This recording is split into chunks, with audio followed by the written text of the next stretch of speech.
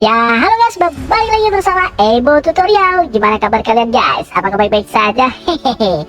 Nah, di video kali ini Ebo kembali lagi di aplikasi Skuders guys. Nah, tapi kali ini ada yang beda.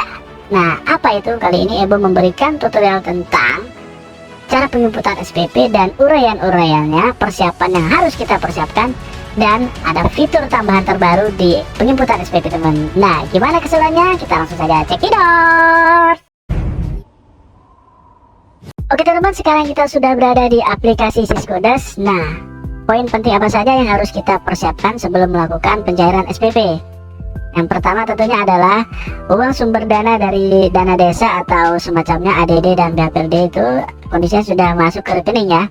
Sudah masuk ke rekening desa. Misalkan ini kondisinya, contoh misalkan kondisinya sumber dana desa itu atau DDS sudah masuk ke rekening sebesar katakanlah 400 juta. Nah, kita langsung penginputan.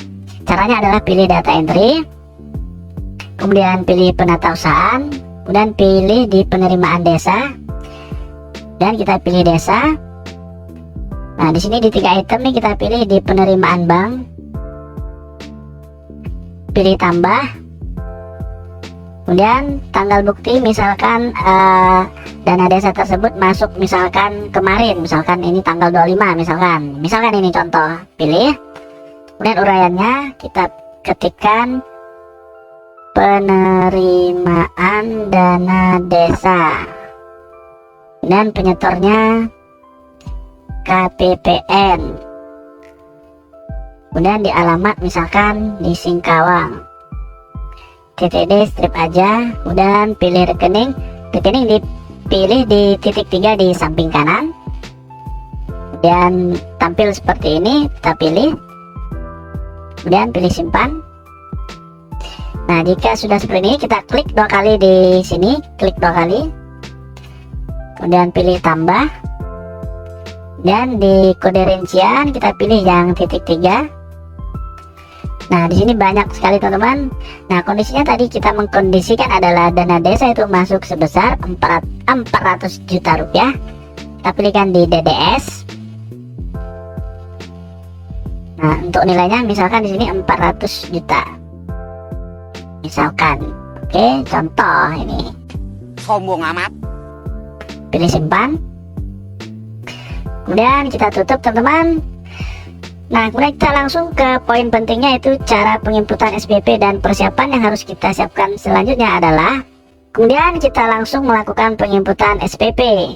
Caranya adalah pilih data entry, dan pilih penatausahaan, pilih SPP kegiatan, kemudian pilih desa. Nah, di sini ada 3 item teman-teman. Ada panjar kegiatan, SPP definitif, dan SPP pembiayaan. Untuk SPP yang akan kita lakukan adalah kita import adalah SPP definitif. Nah, di sini Ebo sudah melakukan transaksi atau melakukan SPP itu 3 item ya.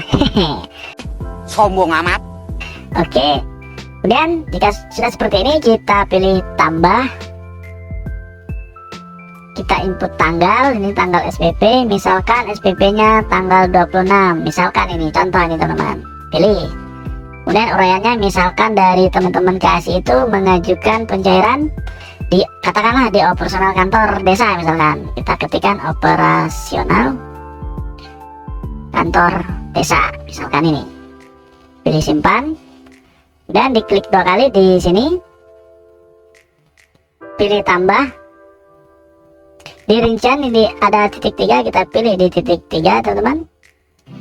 Nah, di sini banyak sekali kegiatannya. Kemudian yang dari teman-teman kasih melakukan pengajuan pencairan itu adalah misalkan tadi kita ketik adalah operasional pemerintah desa atau operasional kantor desa.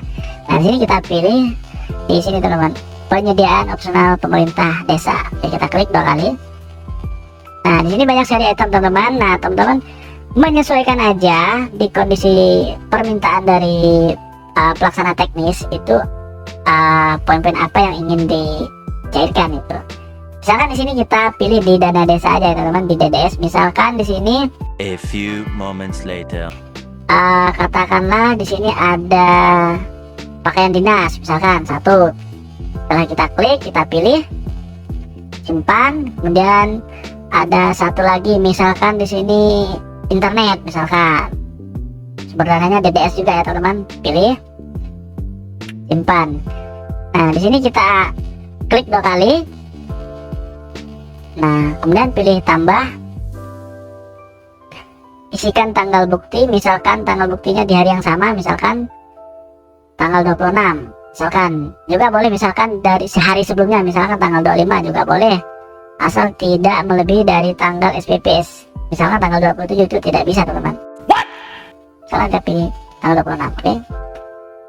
Uraiannya misalkan di sini seragam, misalkan jumlahnya 5, misalkan tel. Oke, karena baju tadi ya. Nilainya misalkan di sini 1 juta, misalkan ini 1 juta. Kita kondisikan di 1 juta, berarti di sini ada pajaknya 10%, jadi 1.100.000. Oke, nah di sini teman, di sini Ebo mau menjelaskan sesuatu, yaitu ada item tambahan atau fitur tambahan di Siskudas 2021, yaitu di sini ada kode bank. Oke, kita langsung isi teman-teman. Misalkan di sini katakanlah Agus namanya, misalnya alamatnya. Oke. Nah, apa sih fungsi kode bank atau fitur tambahan di Siskudas ini? Adalah misalkan ini katakanlah namanya Agus, alamatnya Sambas. Di sini kode bank misalkan kita isikan katakanlah 212. Nah, sudah Wira Sableng. Nah, di sini Ibu akan menjelaskan apa fungsi dari fitur tambahan yaitu kode bank. Adalah fungsinya, fitur ini merekam tempat belanja yaitu nama, kemudian nomor rekening bank dan nama bank. Kemudian, nah cuman itu sih, cuman 3 item ini. Jadi kode bank ini merekam data kita tempat belanja. Jadi misalkan nanti di SPP berikutnya kita belanja di tempat yang sama, itu tinggal kita pilih di ini nih, di kode bank di titik 3 dipilih, otomatis sudah termasuk di sini namanya Agus. Tinggal teman-teman pilih aja, langsung otomatis terisikan nama, kemudian nomor rekening bank dan nama bank. Nah, cuman ini di sini nih salahnya, bukan salahnya apa ya? Kurangnya itu adalah tidak otomatis mengisikan alamat dan nomor NPWP teman-teman. Harusnya jika, semoga aja kedepannya fitur dari Siskudas ini lebih mantap lagi depannya. Nah, jadi untuk alamat dan NPWP itu kita harus mengetik ulang teman-teman, kita harus mengetik kembali. Nah, semoga aja kedepannya lebih baik ya teman-teman. Oke, jadi kita simpan saja. Kemudian misalkan di sini ada potongan pajaknya, misalkan 10%. Kita klik di sini ya teman-teman, klik 2 kali juga bisa, klik di potongan juga bisa. Kita klik sini 2 kali, kemudian pilih tambah. Di kode potongan kita pilih titik 3. Misalkan di sini belanja tadi kena pajak 10% atau PPN. Kita pilih PPN. Kemudian di kalkulator pajak ini kita bisa klik saja di PPN. Di sini sudah tampil 100.000. Kita pilih set aja, otomatis langsung terisi dinilai.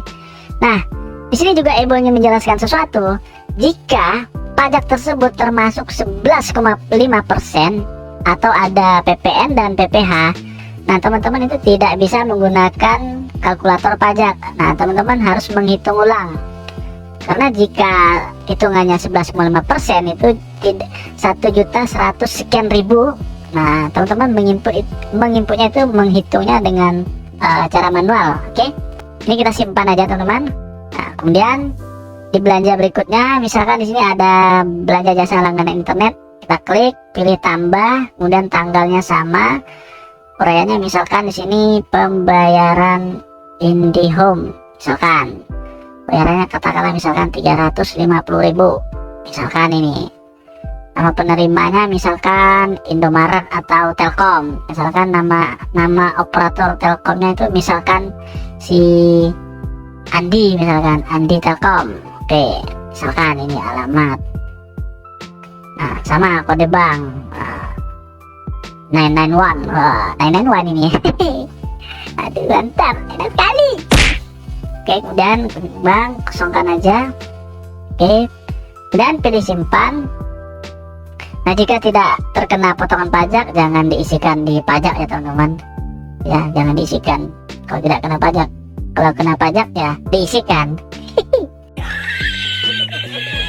Oke, lanjut. Kemudian setelah teman-teman selesai menginput semuanya, ini teman-teman cetak, pilih cetak, kemudian yes. Cara mencetaknya adalah pilih di lambang printer atau di pojok kiri atas ada print, klik, kemudian disesuaikan aja printer yang teman-teman gunakan, tinggal dipilih oke. Ini kita cancel aja. Sangat mudah teman-teman untuk ngeprint, tinggal main klik-klik aja ya. Sombong amat. Oke, jika sudah, kemudian berikutnya di ini juga kita print, kita cetak ya, tinggal di print. Oke, kemudian di poin ini kita cetak. Di sini ada 3 item teman-teman, ada SPP 1, SPP 2 dan SPTB. Nah, itu teman-teman cetak semuanya, tinggal dicetak aja. Jika teman-teman sudah mencetak SPP 1, SPP 2, SPTB, kemudian bukti transaksi pembayaran, langkah selanjutnya adalah teman-teman melakukan pencairan di bank. Nah, di bank teman-teman itu, teman-teman melakukan pencairan di bank. Misalkan di sini jumlahnya berapa tadi ya, lupa Ebo. Aduh, Ebo ini enggak dicek tadi. Nah, operasional kantor biasa misalnya ini 1.450.000. Oke. Jadi teman-teman operator atau keuangan mencairkan dana di bank sebesar 1.450.000 sesuai kebutuhan aja biar aman. Oke. Jika teman-teman sudah melakukan pencairan di bank, kita langsung inputkan di Syscodas. Misalkan pilih data entry, kemudian penatausahaan, pilih mutasi kas, pilih desa. Nah, di sini banyak item, kita pilih di pengambilan atas ini pengambilan. Nah, di sini Ebo sudah melakukan penarikan tunai yang pertama. Ya. Kita pilih tambah. Nah, diisikan di tanggal bukti. Misalkan teman-teman mencarikannya di hari yang sama ya, misalkan tanggal 26 atau besoknya juga bisa, tanggal 27 misalnya. Tapi di kondisi ini kita contohnya di tanggal yang sama, kita pilih. Keterangannya adalah penarikan tunai, misalkan ini nilainya 1.450.000 tadi ya. Oke, disimpan. Nah, setelah melakukan pengambilan di bank, setelah penginputan di mutasi kas, barulah bisa melakukan pencairan SPP. Nah, caranya adalah pilih data entry, kemudian penatausahaan, sini pilih pencairan SPP. Nah, jika teman-teman tidak menginput di mutasi kas, itu teman-teman tidak memiliki saldo di Syscodas dan tidak bisa melakukan pencairan SPP. Nah, caranya harus melakukan penginputan di mutasi kas terlebih dahulu. Dan ini kita pilih desa, pilih bukti pencairan. Nah, di sini kita pilih yang kita carikan tadi adalah sebesar 1.450.000. Kita pilih.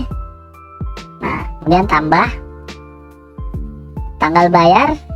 Misalkan kita melakukan pembayaran di hari yang sama, misalkan tanggal 26 ataupun besok. Misalkan kita pilih besok misalnya ya, karena teman-teman mencairkannya udah sore misalkan. Oke, kita pilih tanggal 27. Kemudian pilih di posisi tunai, nama bank, kalau mau diisikan juga bisa, kalau enggak juga enggak apa-apa misalkan. Dan pilih simpan. Nah, hasilnya juga kosong. Nama bank teman-teman.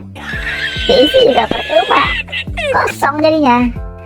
Nah, oke, di sini sudah jelas teman-teman. Di jumlah itu kita cairkan di 1.450.000, ada potongan pajak 100.000, kemudian dibayarkan di pelaksana atau di toko itu sebesar 1.350.000. Ini teman-teman bisa langsung cetak. Nah, hasilnya seperti ini teman-teman. Di sini ada tanda tangan pelaksana kegiatan. Nah, berarti ini penerimanya pelaksana kegiatan, coy. Ya kan? Dari keuangan menyerahkan pembayaran ke pelaksana. Nah, pelaksana yang membayarkan ke tokoh. Kayaknya seperti ini nih.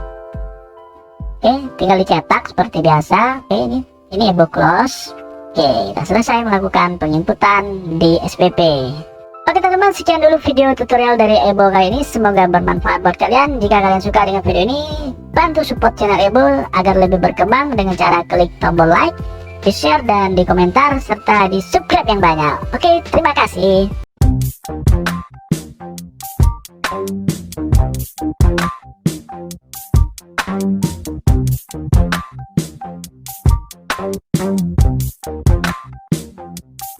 Thank you.